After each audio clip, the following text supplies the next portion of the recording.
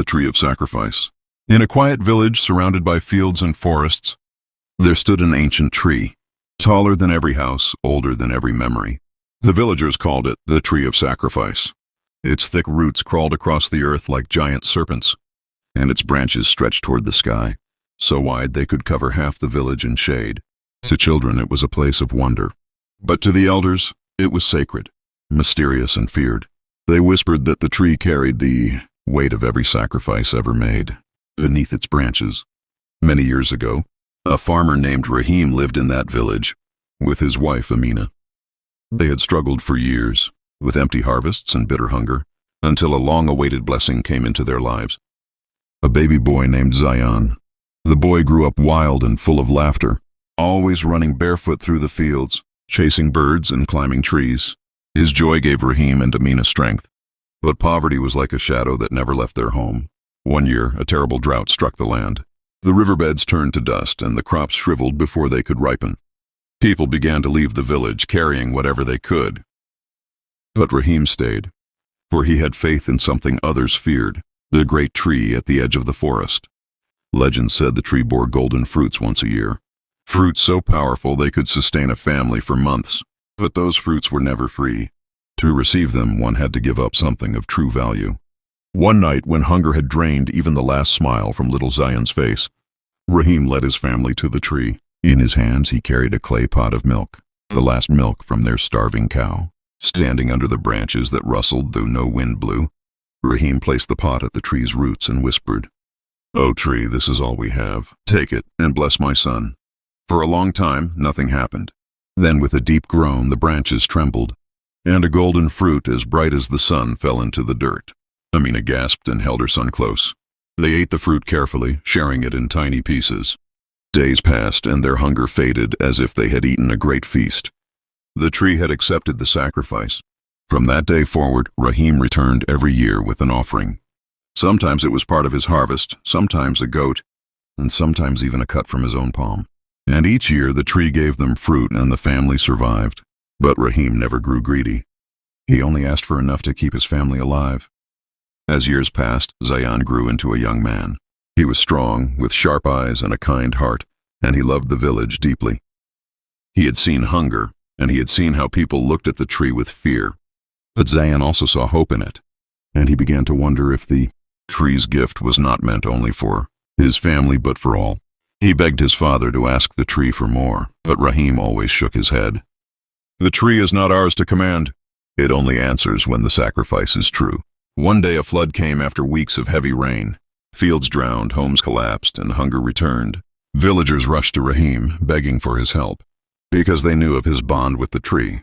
Rahim hesitated, but Amina pleaded with him to try. That night he took Zayan with him. At the roots of the tree, Rahim placed his most precious goat, whispering for mercy not only for his family, but for the entire village. The tree shivered, and this time more than one fruit fell. There were 10 golden fruits, shining in the dark like lanterns. When Rahim carried them back, the villagers rejoiced. They divided the fruits, and for weeks their hunger was gone. People began to believe in the tree again, but some also began to grow greedy. They thought if Rahim could receive fruits, so could they. Many tried, but the tree never answered them. The fruits only came when Rahim stood before it, his heart heavy with sacrifice. Zayan watched this with both pride and worry. He realized the tree had chosen his father, but he also feared the weight of such a bond. He asked his father, "Why us? Why does the tree answer only you?" Rahim simply placed his hand on his son's shoulder. "Because I never asked for more than what we needed. And maybe one day it will be your turn." Time passed, and Rahim grew old. His back bent, his hands trembled, and his voice weakened. But his heart never stopped beating for his family and his village. Eventually Rahim fell ill, and one cold evening, as he lay on his cot, he told Zayan, "The tree will ask for more one day. It will not give forever. Remember, Zayan, the greatest sacrifice is not from the hand, but from the heart." With those words, Rahim closed his eyes for the last time. Zayan wept bitterly, but he carried his father's teachings deep within him. For years he continued the rituals, giving part of his harvest, his blood, or small offerings at the roots. The tree still gave its fruit. But Zayan noticed something. The fruits were smaller now, fewer each year. He wondered if the tree was growing weary, or if it was waiting for something greater. Then came the darkest year the village had ever known. A plague swept through, and children fell sick one after another. Zayan himself was weak, but he carried his fevered body to the tree. He placed all he had left, his only cow, at its roots and begged, "Save my people, O tree. Take this and spare the children." The branches shook, but only a single fruit dropped. Zayan brought it back, but he knew it would never be enough. That night, Zayan sat beneath the tree alone. The moon shone through the branches, and he remembered his father's final words. The greatest sacrifice is not from the hand, but from the heart. He looked at the village beyond the fields, where children cried in their mother's arms. He thought of his wife, his little daughter sleeping weakly, and the faces of the people who looked to him for hope. Slowly he realized what the tree had been asking all along. It was not goats nor cows nor milk. It was the very essence of love, the sacrifice of self for others. The next morning Zayan bathed, dressed in clean clothes, and walked to the tree with calm steps.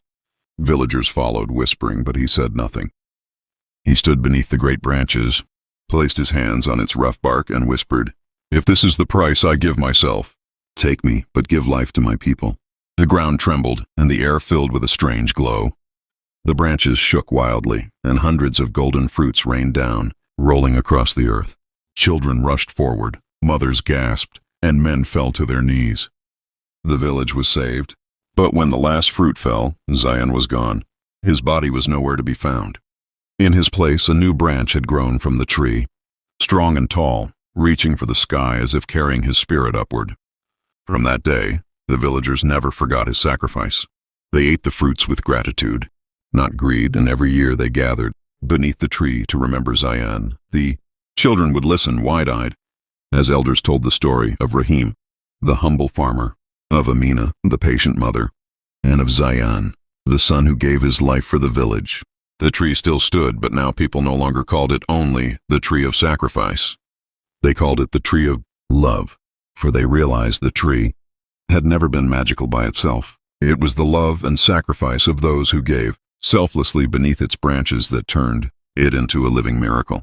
And so the legend lived on, whispered in the rustling of its leaves, carried in the laughter of children, and shining in the fruits that fell whenever hearts were pure enough to give.